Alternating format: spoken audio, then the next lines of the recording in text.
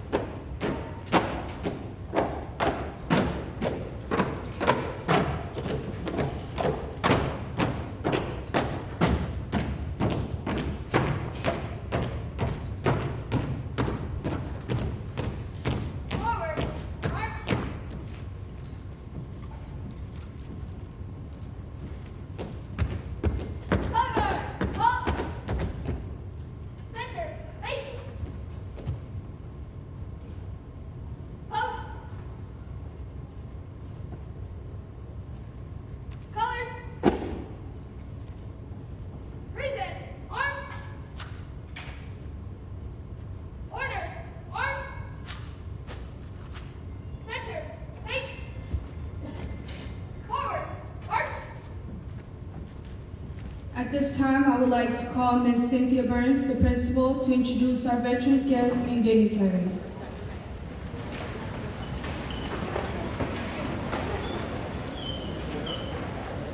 Good morning. My name is Cynthia Burns. I am the newly installed principal at Brockton High School. I'm very proud principal of Brockton High School. I want to welcome everyone here today. I want to acknowledge we have the mayor with us, Robert Sullivan, our superintendent of schools, Mr. Michael Thomas. We have from our school committee, Mr. Tim Sullivan, Ms. Joyce Azak, and the Plymouth County District Attorney, Mr. Tim Cruz, and all of the dignitaries that have come here today. I thank you for being here. Particularly want to thank the veterans for our community for coming today. It's an honor to have you with us and to join with our JROTC program and our band as we celebrate your service. Today is a day about being thankful. It's a day to be thankful for the service, everyone that put on the uniform and stood for our country. I am proud to be the principal of a staff that has served not only as teachers and mentors to our young people, but also for our country in times of war and in peace. So I'm going to read some names, and I would like you to stand up and be acknowledged, please. We have with us Dr. James Cobbs, Dr. Francisco Alves, Richard Bennett, Spencer Benoit, Joe Campbell, Robert Calkins, Justin Caverio, Dana Clark, Lieutenant Colonel Richard Clark, Agnes Coleman, Gigi Dooley, Julie Fairfield, Teresa Lewis, Stephen Golden, Richard Buzan, Kevin Cardell, Stephanie McCrae, John Mensch, John O'Connor, Craig Savory, Pete Zavir, George Valley, James Ross, Edmund Wise, and Kelly Young. If you could all please stand and let us acknowledge and thank you for your service today.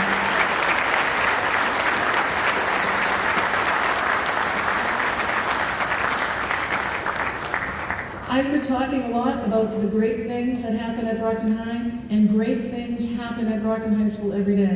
And this is actually one of the greatest days at Brockton High.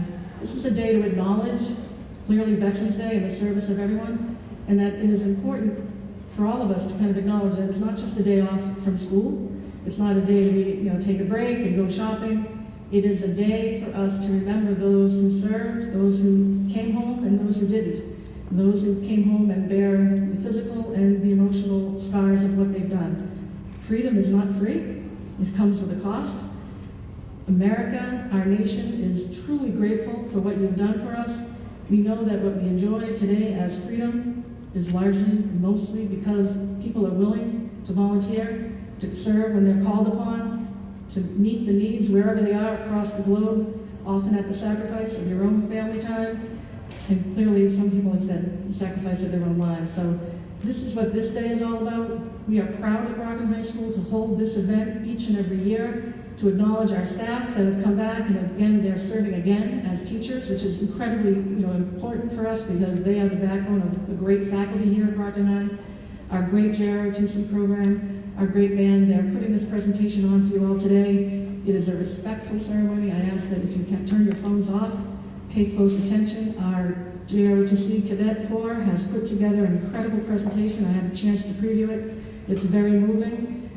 Veterans Day started actually over 100 years ago at the conclusion of World War I, and it was called Armistice Day.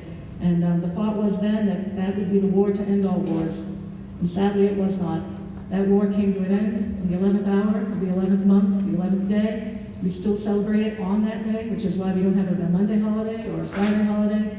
It always falls on November 11th. So we can remember not only the sacrifice of those people 100 years ago who very idealistically went out to the battlefield thinking that that would be the war to end all the wars. We know throughout the 21st century we continue to have conflicts. We continue to call upon the bravest and the most selfless among us to stand up in times when the country needs them. So our JROTC cadets, I'm going to turn it over to them, and they have an excellent presentation today about the most recent conflict in Afghanistan. Thank you all very much for being here and for your kind attention. We said great things happening at Brockton High every day, and this truly is one of our greatest days. Thank you, everybody.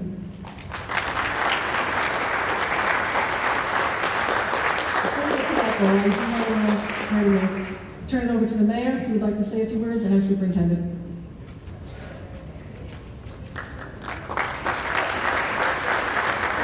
First of all, good morning, everybody. I want to welcome you all here. I want to thank every veteran that has served, is currently serving. I want to thank all the staff that are recognized. We also have some city people here: Dave Farrell, C.C. Gomes, John Messier in my office, who's a Marine, and today's 246th birthday of U.S. Marine Corps. Tomorrow is a day that we will always remember and be thankful for. We also tomorrow have an annual parade. Mr. Farrell runs that. And it starts line up at 9:30 tomorrow at the War Memorial, and we honor the veterans on that. It's a special day, but it makes it even more special because the City of Champions, the City of Brockton, has finally been designated a Purple Heart community. So tomorrow morning we will be unveiling signs throughout the City of Champions, throughout the city, like 75 signs.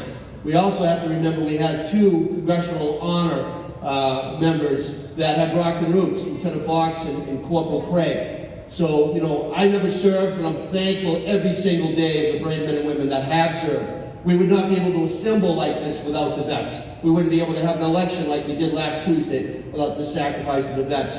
I spoke to this gentleman that served in Vietnam, and, we have a gentleman, Lou Tarantino, 98, 2 years, prisoner of war of the Nazis. He's still with us, thank God, Brockton guy. So we can never, ever, ever forget. You're all the next generation. And we need to learn from the future to forge ahead. Learn from the past and the history to forge ahead. And so I want to thank the Cadet Commander, all the JROTC, Lieutenant Colonel, for what they do. These wonderful, talented musicians here. They're not in full capacity because of the MCAS today. So, we are thankful for those that are here today. but as the mayor of the city of Champions and as a lifelong Brocktonian, we always talk about Boxer pride, Boxer pride, Boxer country. We have to continue to do that. But today it's America pride. Tomorrow's America pride. And the next day and the next day. So God bless each and every one of you. And again, if you have served or are serving, thank you, thank you, thank you. God bless you all.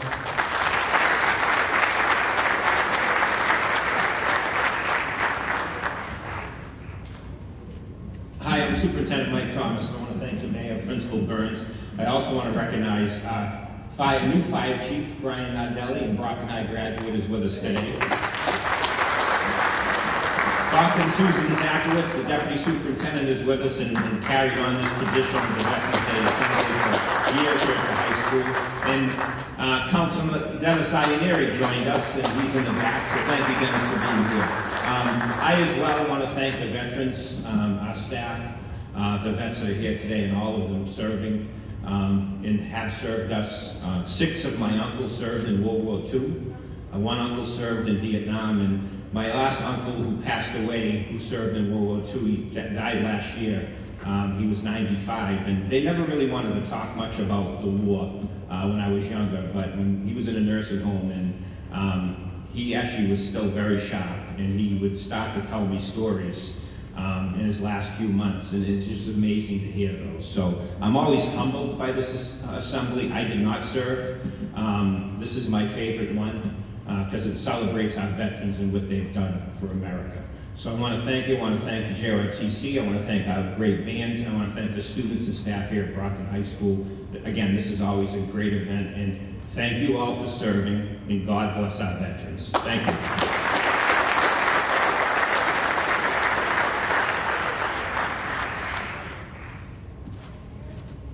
So now we're going to begin our presentation. If you could please give your kind attention to the JRTC. Lieutenant Colonel Clark.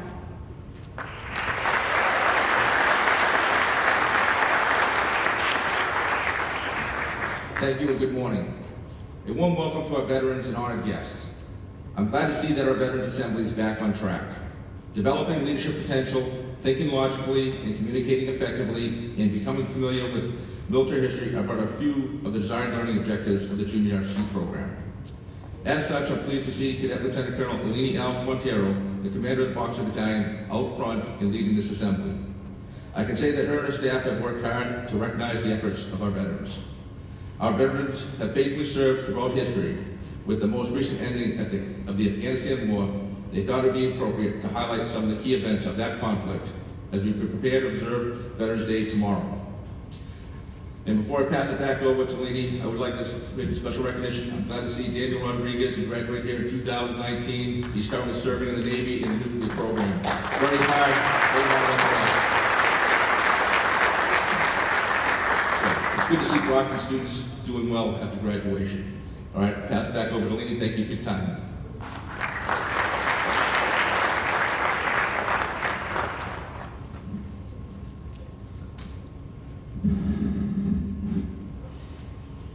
We will now start our presentation by our Boxer Battalion. Good morning, veterans, honored guests, and fellow students. I would like to start this presentation by giving a shout out to the Marines. Today marks the 246th birthday of the Marine Corps, and tomorrow will be a day that we honor all those who serve, for tomorrow is Veterans Day. Veterans Day originated on 11 November 1919, celebrating the first anniversary of the end of World War I. In 1938, Congress made it an official holiday. Unlike Memorial Day, Veterans Day pays the tributes to all American veterans, living or dead, but especially giving the thanks to the living veterans who served their country honorably during war and peacetime. Today's assembly is just that. We would like to take this opportunity to thank our veterans. They make sacrifices that not too many of us would. Some of them deployed multiple times and served to our country. To provide you a picture of what they have endured, we chose to provide you an overview of the world in Afghanistan.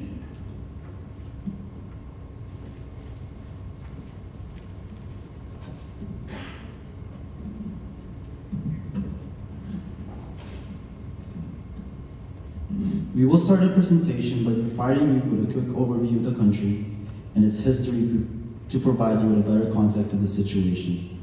Afghanistan is located and Central Asia with Iran to the west and Pakistan to the east. The country has a long history of domination by foreign conquerors and strife among internally warring factions. Genghis Khan took over the territory in the 13th century. During the 19th century, Britain looked to annex Afghanistan in order to protect its Indian territory from the Soviet Union. By 1921, it gained independence from Great Britain. The US formally recognized Afghanistan in 1934. The Afghanistan Prime Minister looked to the Soviet Union for military and economic assistance. By 1956, Afghanistan and the Soviet Union are close to allies. In 1978, the communist coup occurs with a movement to battle the Soviet-backed government. In 1979, the US cuts off assistance to Afghanistan after the American ambassador is killed. At the end of the same year, the Soviet Union invades to bolster its faltering communist regime. In 1984, bin Laden makes his first documented trip to Afghanistan to aid anti-Soviet fighters. In 1986, the US, Britain, and China sends arms to the anti-Soviet fighters via Pakistan. In September 1988, bin Laden and 15 other Islamists formed a group called Al-Qaeda to continue the holy war against Soviets and any other nation who opposed their goal of a pure nation governed by Islam. In 1989, the US, Afghanistan, Pakistan, and the Soviet Union signed a peace accord with the Soviets withdrawing 100,000 troops. By 1995, the newly formed Islamic militia, the Taliban, rises to power on the promise of peace. In 1988, Al-Qaeda bombs 2 US embassies in Africa, and President Clinton orders the bombings of bin Laden's Afghanistan training camps. By the 2000s, bin Laden is officially considered an international terrorist.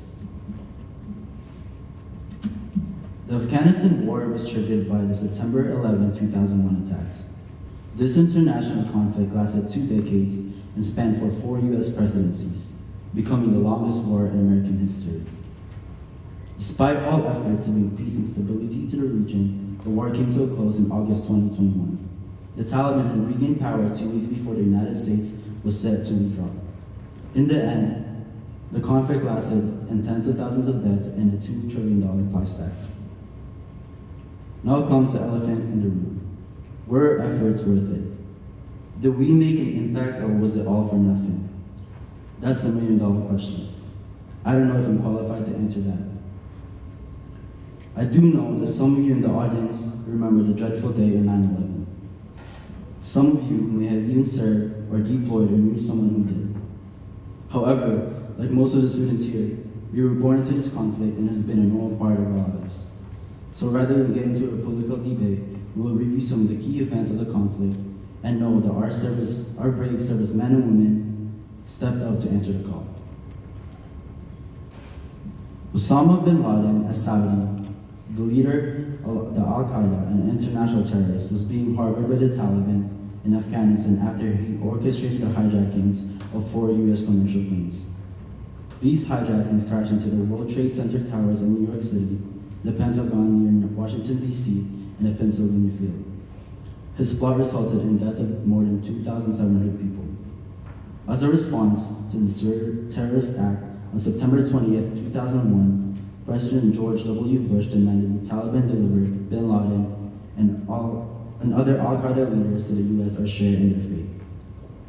The Taliban refused, and on October 7th, NATO allies launched Operation Enduring Freedom to ensure that the country does not again become a safe haven for international terrorists.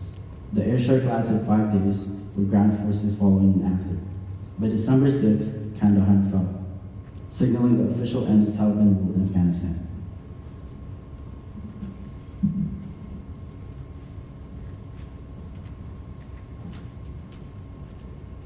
After the fall of the Taliban, the UN authorized the establishment of an International Security Assistance Force, IASF.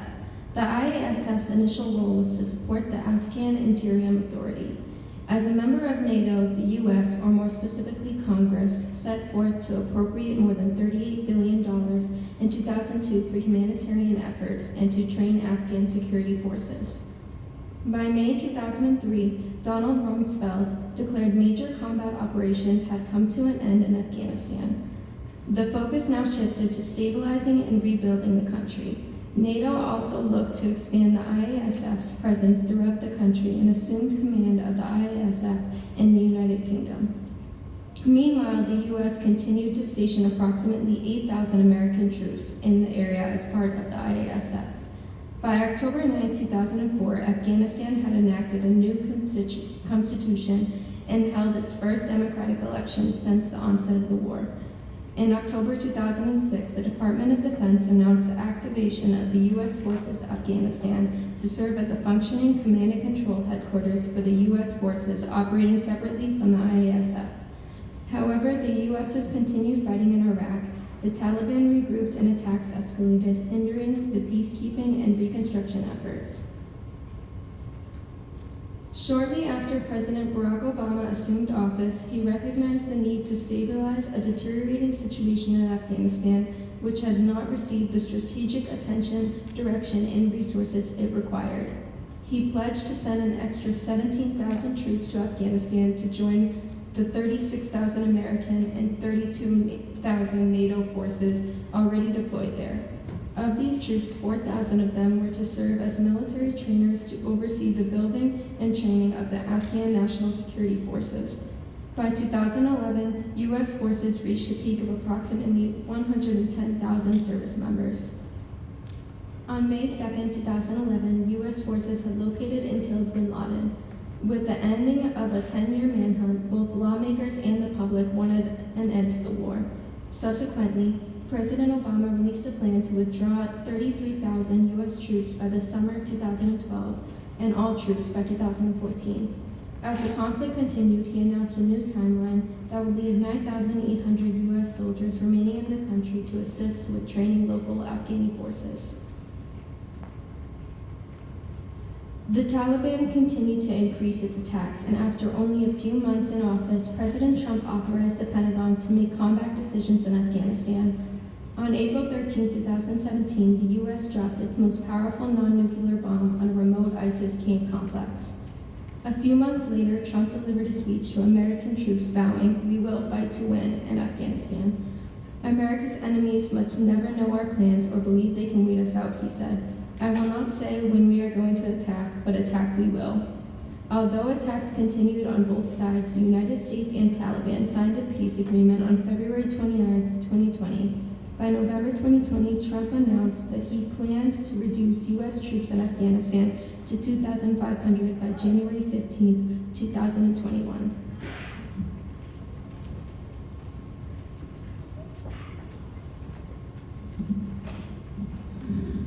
Joe Biden became the fourth president in power during this conflict. As such, he set withdrawal of all U.S. forces for the symbolic day of September 11, 2021. Facing little resistance in just 10 days from August 6 to the 15th of 2021, the Taliban swiftly overtook provincial capitals of Kandahar, Mazar-e Sharif, finally Kabul. As the Afghan government collapsed, President Ashraf Ghani fled to the UAE.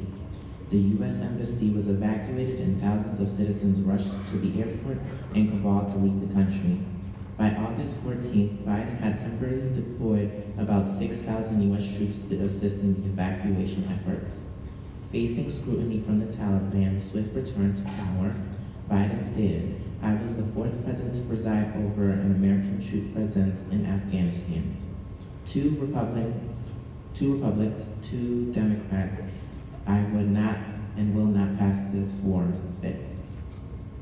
During the war in Afghanistan, more than 3,500 Allied soldiers were killed, including 2,448 American service members, with 20,000 plus Americans injured. Brown University research shows approximately 69,000 Afghan security forces were killed, along with 51,000 civilians and 51,000 militants. According to the United States, some 5 million Afghanis had been displaced by the war since 2012, making Afghanistan the world's third largest displaced population. Listed are the works that we referenced. I hope you circle back to what we discussed earlier. Were our efforts worth it? Whatever your opinion is, please remember that our veterans served and protected our country. So whether you agree or disagree, please set aside the politics at the service members that didn't make the policy, only supported it. Thank you for taking time with us to join us today. I will now be followed by the band playing of Arlington, and then Mr. Savory's narration of A Veteran Is, followed by Minnie in Ontario.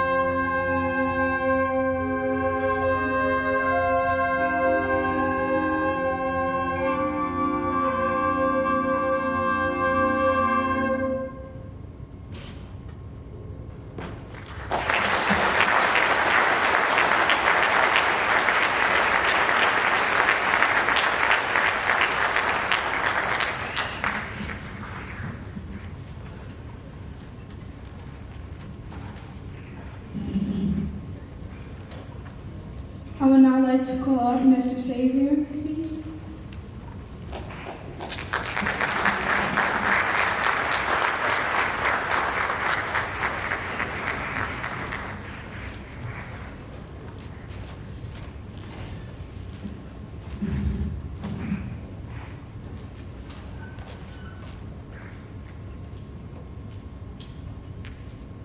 In 1921, an American soldier, his name unknown, was buried on a Virginia hillside overlooking the Potomac River in the city of Washington. The Arlington National Cemetery burial site of this unknown World War I soldier became the personification of dignity and reverence for America's veterans. Similar ceremonies occurred earlier in England and France, where an unknown soldier was buried in each nation's highest place of honor. These memorial gestures all took place on November 11th, giving universal recognition to the celebrated ending of World War I at 11 a.m. November 11th, 1918, the 11th hour of the 11th day of the 11th month. The day became known as Armistice Day. If the idealistic hope had been realized that World War I was in fact the war to end all wars, November 11th might still be called Armistice Day. Since that time, however, Americans have answered their nation's call in times of war and crisis to serve their country with courage, dignity, and pride. So what is a veteran?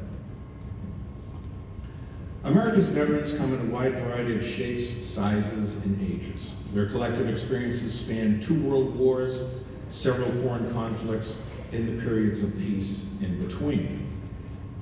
They have followed war mules through Flanders fields, dropped from landing barges onto the beaches of Normandy, faced the icy cold of Pork Chop Hill in Korea, trudged the rice paddies of the Mekong Delta in Vietnam, and served with distinction in Iraq and Afghanistan.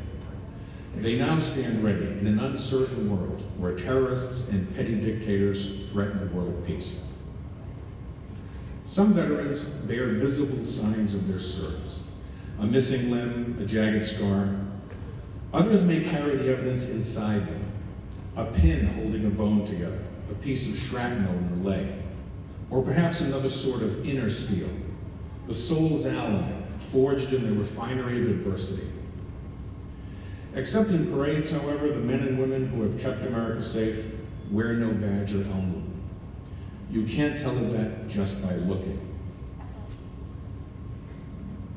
What is a vet? He is the cop on the beat who spent 6 months in Saudi Arabia sweating 2 gallons of water a day to make sure the armored personnel carriers didn't run out of fuel. She is the nurse who fought against futility and went to sleep sobbing every night for 2 solid years in Da Nang. He and she are the countless drill instructors, pilots, radar operators, and soldiers who stood guard during the periods of peace to make them last. They are the anonymous heroes in the Tomb of the Unknowns, whose presence at the Arlington National Cemetery must forever preserve the memory of all of the anonymous heroes whose valor dies unrecognized with them on the battlefields or in the ocean's sunless deep. They are the ordinary and yet extraordinary human beings who offered some of their life's most vital years in service of their country, and who sacrificed their ambitions so that others would not have to sacrifice theirs. Remember, it is the soldier, not the reporter, who has given us freedom of the press. It is the soldier, not the poet, who has given us freedom of speech. It is the soldier, not the campus organizer, who has given us freedom to demonstrate. It is the soldier who salutes the flag, who serves beneath the flag, and whose coffin is draped by the flag, who allows the protester to burn the flag. So remember, November 11th is Veterans Day, and each time you see one who has served our country, just lean over and say thank you. That's all most people need, and in most cases it will be more than any medals they could have been awarded or were awarded. So could you all please observe a moment of silence in honor of all veterans.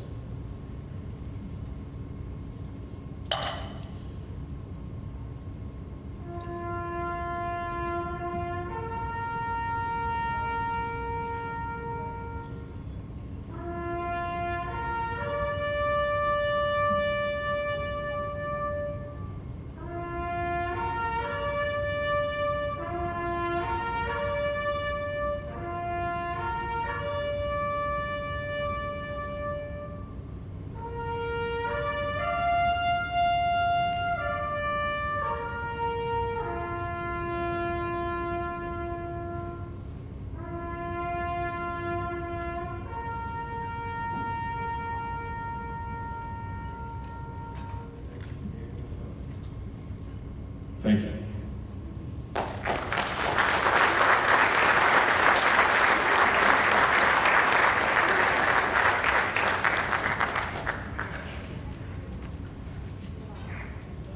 Thank you. At this point, the band would like to thank all the veterans that are in the house.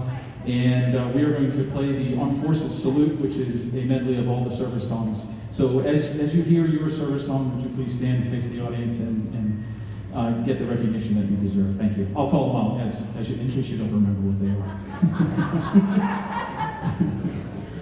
This is the Armed Forces Salute.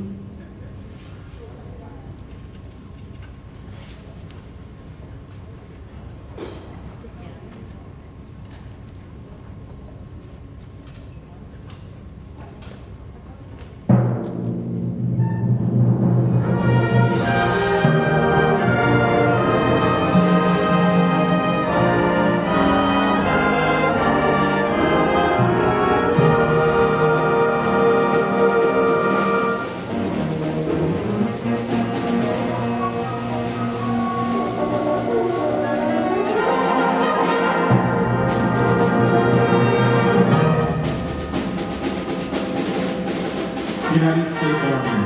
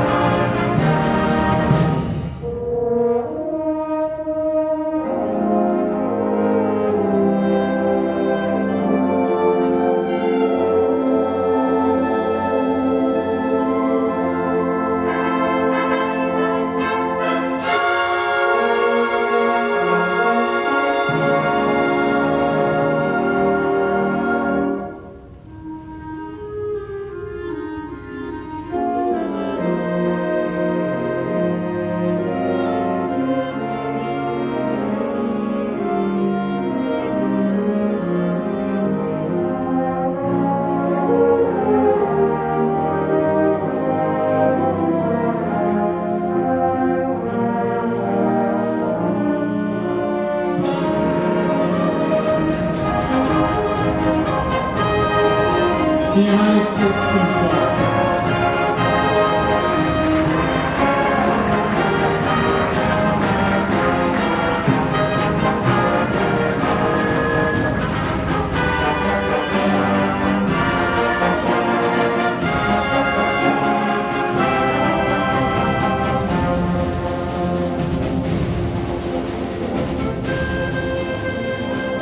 The United States Marines.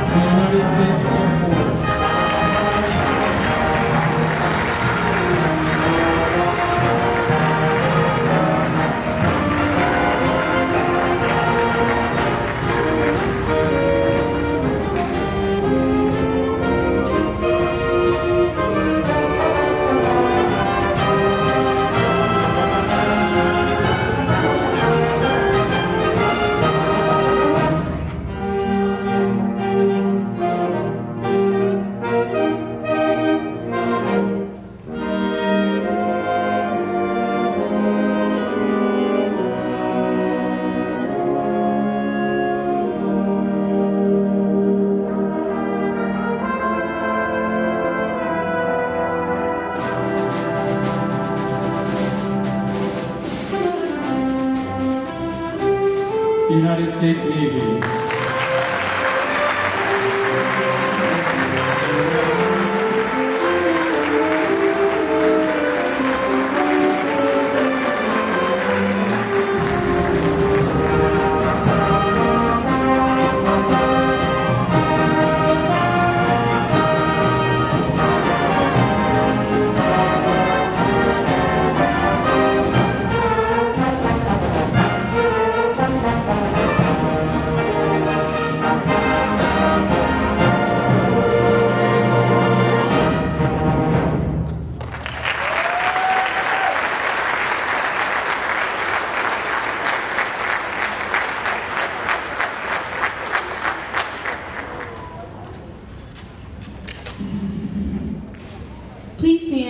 tying of the colors.